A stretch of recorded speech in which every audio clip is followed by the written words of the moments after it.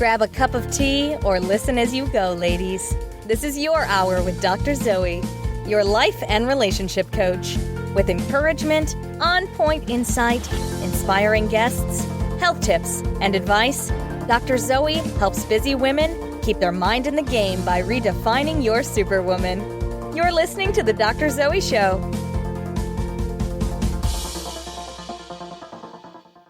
Welcome to the Dr. Zoe Show, Redefining Your Superwoman. I'm your host, Dr. Zoe. I'm a licensed psychotherapist with a doctorate in clinical psychology. I'm a life and relationship coach and a motivational speaker, and I can work with you virtually to help you get unstuck.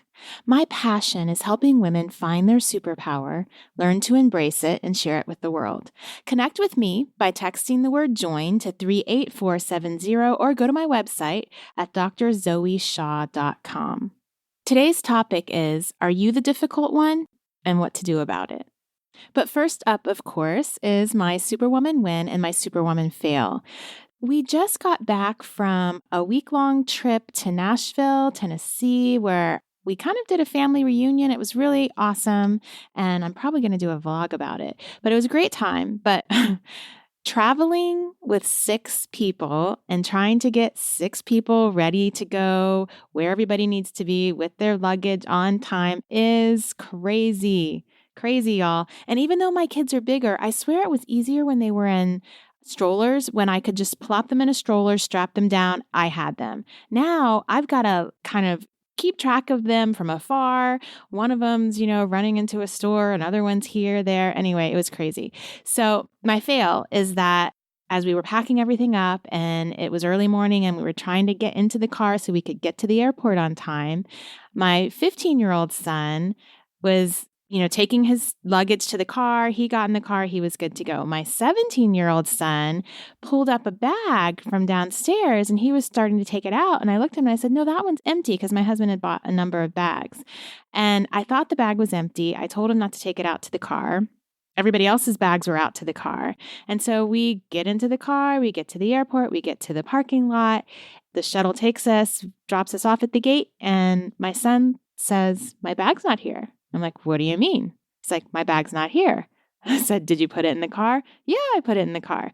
I literally put him on a shuttle, tipped this guy so that he would take him back to the parking lot, come back, came back, still no bag. So we've got to go. Our plane is leaving and my son has the clothes on his back.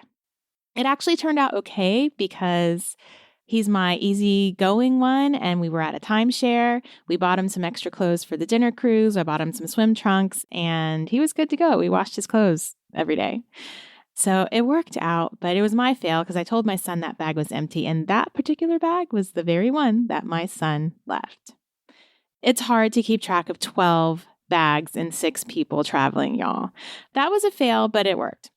So my most recent win is that I am killing it in the reading department. What I do know is that the most productive, influential, quote, successful people read a lot. And I have been trying to pick up my reading game. I've always been a big reader and a consumer, but the busier I get, the less I tend to read. And so I've been really diligent lately, and I have read some amazing books. I think I'm going to start a book section on my podcast, but I'm reading 2 books right now. One is Girl, Wash Your Face, which is really good. I think I might have mentioned it before. And the other one is Brendon Burchard's High Performance Habits. Great books. I'll talk about those later. But my win is that I am reading and devouring at least a book a week, and very happy about that. And it's doable. No matter how busy your life is, Audible makes it doable. And that's totally an advertisement for Audible. They're not paying me, but there you go. So on to the topic. I think I might have said earlier, maybe I didn't say it correctly, but the actual topic is how to know if you're a difficult person and what to do about it.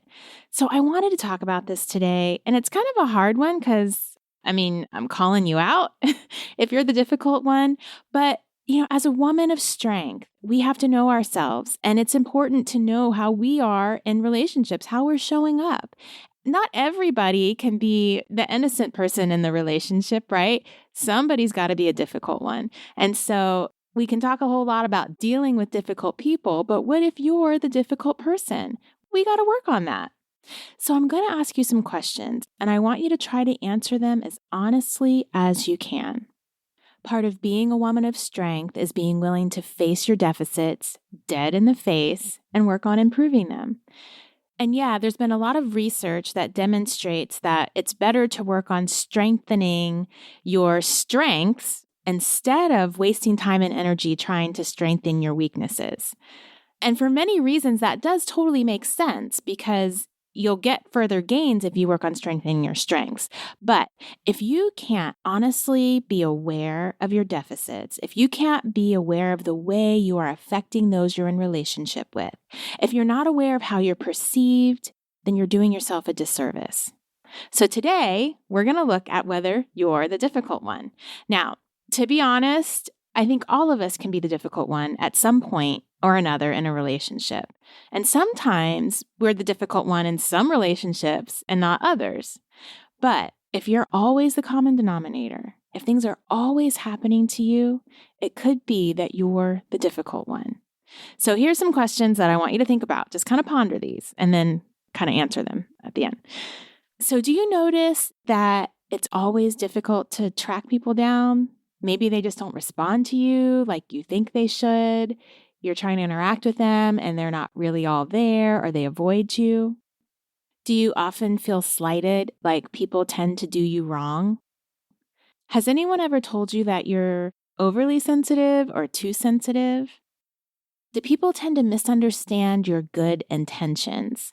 Now, this is a big one because sometimes you can be the passive difficult one, where you expect others to respond in a certain way to your altruistic behavior. And then when they don't, you get super hurt and bent out of shape because you feel like you just got all these wonderful intentions and you're so good to everybody and people don't get you and they don't appreciate you. Sometimes that can be kind of the passive difficult one. Sometimes those people tend to be kind of martyrs, complain, that kind of thing. Do you feel like people often take advantage of you? Do you feel like you expect more from people than they're willing to give? Do you feel like you're often disappointed with their lack of response and understanding? Do you tend to think negatively, like globally negatively about people or people in general? Do you find that you tend to look for negative or bad things to happen in relationships or in interactions? If you answer yes to most of these questions, then you're probably the difficult one. You're the common denominator. And I know this might be difficult to hear, but actually it's good news. Because once you've identified a problem and you can accept it, then you have a direction towards fixing it. And if you didn't answer yes to a lot of these questions, you're probably not the difficult one. But I'm still going to talk to you about ways to show up healthier in your relationship. So listen up. So what's a woman to do? I just told you that you might be the difficult one. You might feel that you're just being assertive. You want to assert yourself. You want to speak up. You want to speak your mind. You don't want to back down. You don't want people to take advantage of you. After all, of course, you want to be a woman of strength, right? But some women confuse aggressiveness with assertiveness, and they are two very different things. So assertiveness says, hey, I'm taking care of myself, but I recognize and I respect you too. Aggressiveness says, I'm taking care of myself and I don't care about you. Now, these aren't words that people say, but it's the energy, it's the tone, it's the way that you move and interact and talk with people, that they get that message loud and clear. So how can we walk out this difference? Whenever you're communicating with someone, always attempt to put yourself in their shoes. How must they be feeling? What might they be thinking about? What is their experience? Ask yourself these questions, and sometimes it's hard for people who don't tend to put themselves in other people's shoes to answer them. And of course, you don't have the exact answer. You're imagining, and in imagining, you develop empathy. And imagining, you change that energy so that it's less just focused on you and more focused on both of you. When we step outside of ourselves, even in the midst of sticking up for ourselves, we have better outcomes in relationships. When people feel connected to you, everything goes smoother. And usually, the ironic part of it is that when you think of them, you tend to get what you want out of the relationship because it becomes reciprocal. So how do we connect with others? The biggest way is through vulnerability. You've got to ask yourself, can I be vulnerable? So, we were on the flight to Nashville. So we went to Nashville. We were on this flight. On the way back home from Nashville, we went through some of the worst, terrifying turbulence I have ever experienced. And of course, my entire family's on the plane, and I'm thinking, this whole plane's going down with my whole family. I'm literally gripping the seat in front of me, and I'm praying as the plane is just like pitching back and forth, and it was like rolling. It felt like it was literally going to come apart. People were screaming on the plane. And the most terrifying part for me was that when the pilot came on the intercom, I was listening to his voice, and the tone in his voice as he came on and he ordered the stewardesses to sit down and buckle up, he sounded stressed and scared. And that was the most scary part for me, because I'm like, wait, you don't sound good. So obviously we got through the ordeal safely, but I was really struck. And of course, I'm a therapist, so I always recognize this kind of stuff. But I was really struck by how quiet the plane was before the turbulence, and then how chatty everyone was afterwards. I was sitting next to a stranger. I hadn't even spoken to the guy who was sitting next to me for an hour prior to this whole turbulence incident. But immediately afterwards, we made eye contact. We both started talking about how scary that was. We started talking about our past experiences on airplanes, and we both shared a little bit about our lives. And then I started noticing everyone else on the plane, they were all talking away. And the funny thing is, my husband and I, we weren't sitting together. He said that the woman next to him actually gripped his hand and was holding his hand during the turbulence. Of course, a stranger. And that's just a demonstration that we humans connect via our vulnerability. Our fear on that plane made us feel vulnerable, and our human desire for connection allowed us to reach out and be vulnerable with each other. And really what we were doing afterwards was debriefing, which is what mental health first responders help trauma victims do. But all of that debriefing made us feel comforted. It calmed us. It affirmed for us that we were in this thing together. It validated our feelings and our humanity. And so I ask, can you be vulnerable? Or do you feel that you have a difficult time sharing and connecting with others on a deeper level? True strength is being able to be vulnerable in our relationships, and not just when we're terrified. Wisdom, of course, is knowing with whom and how deep to go with our vulnerability. So if you notice that you're the difficult one, take that first step towards being vulnerable. Share a story. Share a small part of yourself with someone you're in relationship with and see how it opens them up. Now, the reality is that you may have difficulty in relationships because you've had life experiences that have led you to believe falsely that you have to protect yourself. Well, I say falsely, but then the thing about defense mechanisms is that you develop those defense mechanisms of having to protect yourself for good reason in that context, in those relationships. But when we try to generalize protective mechanisms to other parts of our lives, it's not functional. So you've had life experiences that have made you believe that you have to protect yourself, that you shouldn't trust others, that you have to take care of yourself first. Now remember, I'm all about helping you develop strength here, and I'm here to tell you that using a defense mechanism that is no longer valid is a weakness.